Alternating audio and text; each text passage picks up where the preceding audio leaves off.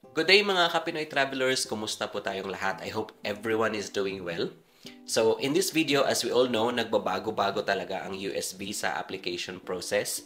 At lately, parang ang bilis ng mga changes. Sa mga previous videos ko, na-discuss ko na yung mga pagbabago sa proseso, lalong-lalo na dun sa interview waiver program na hindi na inaalaw yung hindi pwedeng mag-in-person interview. Pero ngayon mukhang may panibagong update na naman. At this time, mas medyo official na siya kasi may mga announcements na galing mismo sa US officials at US Embassy websites. Kaya sa video na ito, pag-usapan natin ang mga importanteng official changes sa US visa application process sa Pilipinas, pati na rin ang update sa interview waiver program. And at the end of this video guys, isi-share ko rin sa inyo kung sino yung mga dapat nating kontakin kung may mga questions tayo about our application at sa mga proseso, kung meron tayong mga dapat malaman, at paano sila ma-reach. Kaya stay tuned and samahan niyo ako as we go through all of this together. At guys, baka naman hindi pa kayo nakapag-subscribe sa aking channel, please do consider subscribing to my channel, liking this video, and maybe share this video to your friends as well para naman mapalago ko pa aking channel at makapag-produce pa ako ng mga helpful content like this one. Now, ang una nating update na pag-uusapan is yung interview waiver changes. Sa mga nakakaalam na dito, simula September 2, 2025, may malaking pagbabago sa interview waiver eligibility. Yung iba dito medyo na-discuss ko na sa aking mga previous videos, pero lahat ng non-immigrant visa applicants, including those under 14 and over 79 years old, will now generally require an in-person interview. Pero may mga exceptions dito at official na siya. So let's dive deeper para maintindihan natin lalo. Now, pwede kang mag-qualify sa no interview waiver kung ma-meet mo itong mga requirements. Now, ano nga ba yung no interview waiver? So, ibig sabihin nito, kung magka-qualify ka sa requirements na meron sila, kung meron ka ng existing visa, na baka pwede ka nang hindi pumunta sa US Embassy for an interview. So, ito yung mga requirements para ma-meet mo yung no interview waiver. Number 1, dapat nagre-renew ka ng B1, B2 o B1/V2 within 12 months ng expiry. So, ibig sabihin nito, yung dating visa mo na B1 para sa business or B2 para sa tourism o combined na B1/B2 dapat nag-expire lang within the last 12 months. Kaya kung lagpas na ng 12 months simula nang nag-expire ang visa mo, then kailangan mo na ulit magpa-interview sa US Embassy. At dapat din, same visa category ang i-apply mo. So kung B1 ang na-approve mo dun sa previous visa mo, para mag-qualify sa no interview waiver, dapat same visa category din ang i-renew mo for sure. Kaya dapat i-check yung expiration date sa old visa stamp, at kung less than 1 year pa lang ito since nag-expire, baka qualified ka sa waiver. Ang pangalawang requirement is yung previous visa mo ay dapat issued with full validity. So, ibig sabihin nito, dapat yung dating visa mo ay binigay with a maximum validity period para sa category na yan. For example, para sa mga Filipino applicants, ang B1, B2 ay kadalasang valid for 10 years.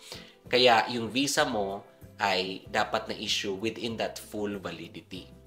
Kung yung visa mo ay shorter duration lang na in-issue ng embassy, halimbawa 1 year or 5 years lang, hindi ka qualified sa waiver kahit pasok ka pa sa 12-month renewal window. Kaya dapat tignan mo yung issue date at expiration date sa old visa mo, kaya para malaman mo kung 10 years ba ang validity na binigay sa'yo ng immigration, ng US immigration sa visa mo. At pangatlo nating requirement is at least 18 years old ka nung na-issue ang visa mo. Ibig sabihin nito, dapat legal adult ka na or 18 years old ka na pataas nung binigay sa iyo yung previous visa mo. Kung minor ka pa nung na-issue ang visa mo, then even if valid ito for 10 years, kailangan mo pa rin magpa-interview sa renewal. Kaya dapat i-check mo kung ilang taon ka nung nakuha mo yung visa mo, ng previous visa mo. At kung below 18 years old ka noon, kailangan mong dumaan sa standard interview process. So, summary ng interview waiver eligibility, guys. Kailangan nating i-recap. So, para ma-qualify sa interview waiver program ng US Immigration, kailangan mo ma-meet ang lahat ng tatlong conditions. 1, nagre-renew ka within the last 12 months ng expiry date ng iyong visa. At pangalawa, yung previous visa mo ay dapat full validity, which usually is 10 years. And pangatlo is at least 18 years old ka nung na-issue ang visa mo. So update number 2 natin guys is yung new courier service na officially attached with the US Embassy. So starting nung August 1, which is 30 days ago, 2025, to Go Express na po ang bagong courier ng US Embassy sa Pilipinas, replacing LBC. So here's what you need to know. So may premium drop-off at pick-up service pa rin ang selected To Go branches for only 600 pesos.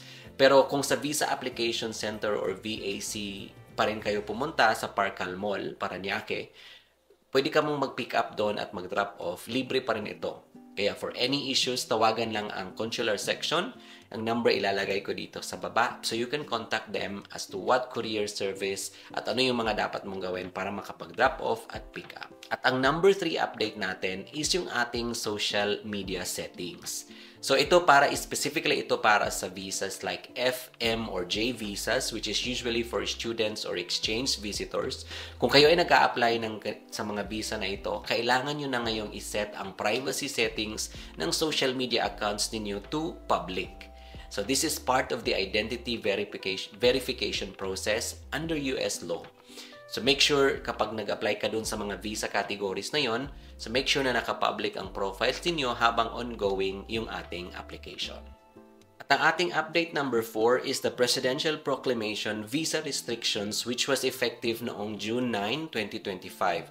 So I think na-discuss ko na ito sa mga previous videos ko, pero ang Presidential Proclamation na ito ay naglalayong protektahan ng Amerika mula sa foreign terrorists at iba pang security threats. So bilang bahagi nito, ang visa issuance at entry sa US ay fully or partially suspended para sa mga nationals mula sa 19 na mga bansang ito.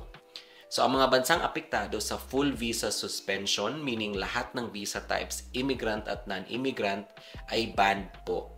Ang mga bansang ito ay nandito sa screen.